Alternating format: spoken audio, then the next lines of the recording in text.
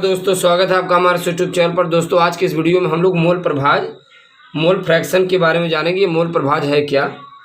कहता है विलयन के किसी घटक के मोलों की संख्या, यानी कोई विलयन है, उसमें कह रहा है किसी घटक के मोलों की संख्या और विलयन में उपस्थित उसके सभी घटकों की मोलों की संख्या, यानी उसके सभी घटकों के मोलों की कुल संख्या के अनुपात को उस घटक का मोल प्रभाज कहते हैं। जरा आप समझिए, कोई विलयन है, कोई सॉल्यूशन है, उसमें कह रहा है पहले तो आप किसी घटक के मोलक संख्या ले लीजिए, चाहे विलेय या विलायक, राइट। उसके घटक के मोलक संख्या चाहे आप विलेय लीजिए या फिर विलायक लीजिए। फिर और विलयन में उपस्थित उसके सभी घटकों की मोलक संख्या, यानी विलेय और विलायक दोनों का अनुपात ही मोल प्रभाज, मोल फ्रैक्शन कहलाता है।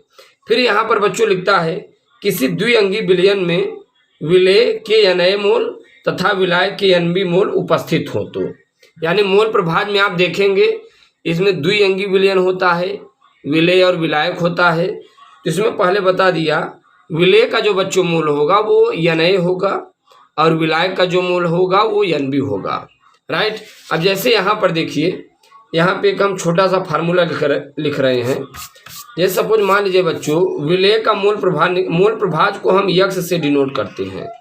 अब अगर आपको विलेय का मोल प्रभाज निकालना है तो उसे आप यक्स से दिखा दीजिए, राइट। यक्स बराबर क्या हो जाएगा? यक्स बराबर हो जाएगा NA divided by NA plus NB। आप लोग सोच रहे हैं इसका क्या मतलब है?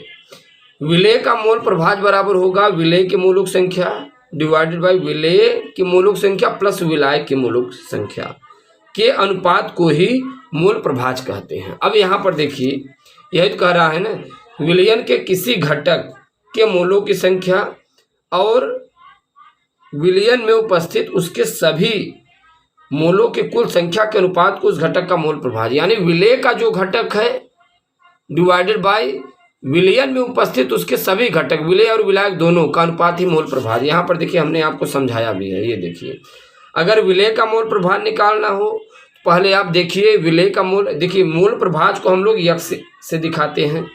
अब यहाँ पर दो शब्द हैं, एक है ए और दूसरा B। इसका मतलब ये विलेय हुआ और ये विलायक हुआ। तो अगर विलेय का मोल प्रभाज दिखाना हो तो यक्स से दिखाएंगे, क्योंकि ये क्या है, यक्स मोल प्रभाज है। अगर विलेय का मोल प्रभाज लिखना हो तो यक्स लिख देंगे, तो यक्स बराबर हो जाएगी NA divide by NA plus NB। तो ये विलेय का मोल प्रभाज है। विलायक का मोल प्रभाज क्या होता है? यक्स बी बराबर NB divided by NA plus NB, right.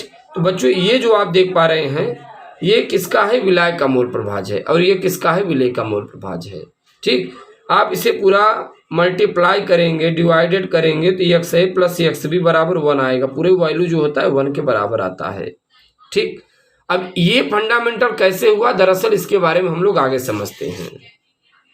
चलिए अब यहाँ पर ध्यान दीजिए, यहाँ पे हमारे पास सपोज मान लीजिए कंटेनर है। यहाँ पे हम आपको ऐसे समझाने की कोशिश करेंगे बच्चों।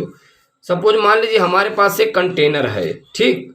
हमारे पास एक छोटा सा ये कंटेनर है और इसमें हमने क्या किया, A और B दो सॉल्यूशन लिया, यानी कि A क्या है, NA है बच्चों, B क्या है, NB है, राइट। यानी ये क्या है, विलेय की मोलक संख्या और ये किसकी है, विलायक की मोलक संख्या, राइट।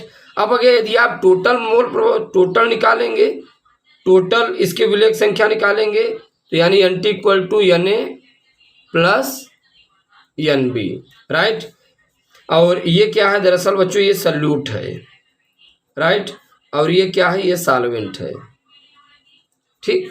तो यहाँ पर आप देख पा रहे हैं कोई पात्र है, पात्र में ये विलेय की मोलक संख्या उपस्थित है और ये विलायक की मोलक संख्या उपस्थित है। ये विलेय की मोलक संख्या और ये विलायक की मोलक संख्या, टोटल मोल निकालेंगे तो NA प्लस NB हो जाएगा। अब आप यहाँ पर देखिए क्या क्या लिखता है, मोल फ्रैक्शन ऑफ सल्यूट। यदि आपको सल्यूट के मोल फ्रैक्शन निकालना हो, सल्यूट विलेय का मोल प्रभाज निकालना हो तो कैसे निकालेंगे? सल्यूट को हम A से दिखाते हैं, सल्यूट के मोल प्रभाज को बच्चों हम लोग यक्स A से दिखाते हैं। तो यक्स A बराबर क्या हो जाएगा, NA divided by NT। NA विलेय की मोलक संख्या है, यानी किसी घटक की मोलक संख्या है, डिवाइड बाई एन टी का मतलब होता है बच्चों सभी घटकों के मोलों की संख्या है। ठीक, तो XA बराबर N A divide by N T यानी टोटल मोल्स।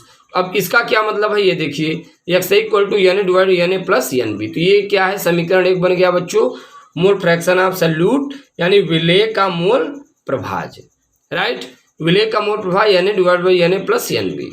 अब ऐसे विलायक का भी आप निकाल सकते हैं। यहाँ पर देखिए बड़ा सिंपल फंडामेंटल है, ये देखिए विलायक मोल फ्रैक्शन ऑफ सॉल्वेंट।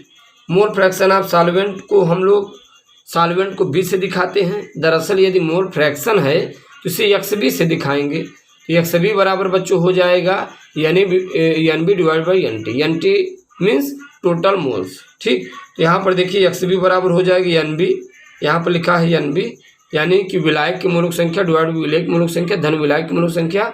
इसे हमने बना दिया समीकरण 1। तो ये रहा आपका समीकरण 1। समीकरण 2 विलेय का मोल प्रभाज है बच्चों ये, और ये विलायक का मोल प्रभाज है।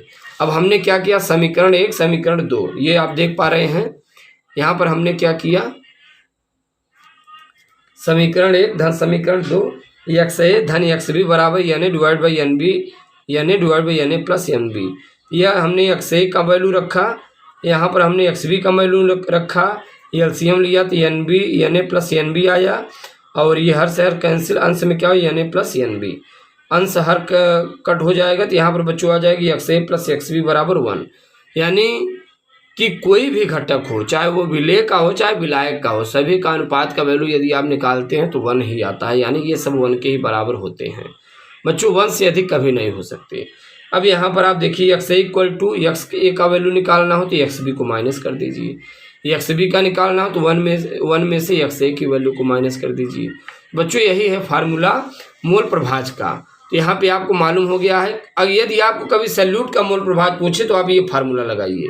देखिए आप विलेय का कुल कितना है, विलेय का कुल कितना, विलेय का मोल प्रभाज निकालना हो तो विलेय धन विलायक। ठीक, कभी कभी ये ग्राम में दिया होता है तो ग्राम में निकालने के लिए एक फार्मूला भी होता है। तो यहाँ पे हम बता दे रहे हैं बच्चों फार्मूला क्या होता है। मोलों की संख्या यानी विलेय के मोलों की संख्या, विलेय के मोलों की संख्या यदि निकालना हो तो क्या फार्मूला लगाएंगे, विलेय का भार ग्राम में, विलेय का भार ग्राम में डिवाइडेड बाय विलेय का अणुभार, विलेय का अणुभार। ठीक, तो ये चीजें आपको ध्यान में रखना है। विलेय की मोलों की संख्या कैसे निकालते हैं, विलेय का भार ग्राम में बटे विलेय का अणुभार। अगर यहाँ पर किसी मोलों की संख्या निकालना हो तो भार ग्राम में बटे अणुभार से भाग दे दीजिए, आ जाएगा। ठीक, चलिए इनसे कुछ संबंधित न्यूमेरिकलों के बारे में सीखते हैं। अब यहाँ पर हम लोग सीखने वाले हैं मोल प्रभाज से संबंधित क्वेश्चनों के बारे में। यहाँ पर आप लोग देख पा रहे हैं मोल प्रभाज से संबंधित क्वेश्चन क्या कहता है बच्चों। मोल प्रभाज संबंधित जो क्वेश्चन है वो कहता है, ये देखिए बड़ा ही इंपॉर्टेंट क्वेश्चन है मोल प्रभाज का, बड़ा सिंपल है, कुछ है नहीं। यदि अवयव ए के 50 ग्राम, समझिएगा, यदि अवयव ए के 50 ग्राम को 40 ग्राम जल में विलेय किया जाए, यानी ए का 50 ग्राम है और बी का 40 ग्राम है, यानी अवयव ए के 50 ग्राम को 40 ग्राम जल में विलेय किया जाए, तो ए तथा जल का द्रव्यमान प्रभाज क्या होगा। ए यानी ये 50 ग्राम वाला है अवयव और जल ये 40 ग्राम है, इसी में विलेय किया जाता है। तो कह रहा है ए और जल यानी वाटर, इनके द्रव्यमान प्रभाज को निकालना है। बड़ा सिंपल है, कुछ है नहीं। देखिए ए का प्रभाज यानी ए का प्रभाज, ए का मोल प्रभाज भी आप लिख सकते हैं 15 है। ठीक, इसका कितना है 50 है। भाई इसमें देखिए क्या कह रहा है, इसमें कह रहा है सीधा अवयव ए का 50 ग्राम है, ये 40 है। ठीक, इसमें कोई घटक नहीं दिया, इसमें आप मोल नहीं निकालेंगे, आप सीधा आप रख देंगे। ये देखिए 50 है बटे विलेय का कितना है, विलेय का मोल प्रभाज यानी ए विलेय हो गया, तो विलेय का प्रभाज यहाँ पर कितना है, ए है। ठीक, 15 ग्राम यानी 50 ग्राम है। फिर विलेय धन विलायक 50 धन 40। ठीक, कितना आया 15/90 इक्वल टू कितना आया 0.55। तो ये हो गया विलेय यानी ए का प्रभाज हो गया। यहाँ पर देखिए, यहाँ पर सीधा करा द्रव्यमान प्रभाज आप निकालिए। द्रव्यमान प्रभाज बच्चों ग्राम में भी होता है, तो यहाँ पर ये वैल्यू ग्राम में ही आई क्योंकि यहाँ पर भी ग्राम में ही है। ठीक, अब यहाँ पर देखिए जल का प्रवाह निकालना है, तो जल का प्रवाह चल यानी विलायक हो गया। तो जल का जब आप प्रवाह निकालेंगे, तो जल का प्रवाह जब निकालेंगे तो इसे आप सबसे पहले ऊपर रखेंगे 14 यानी 40, यानी विलायक बटे विलायक धन विलेय। ठीक, तो 40 बटे 40 धन 50 कितना है, 40 बटे 90 इक्वल टू 0.44।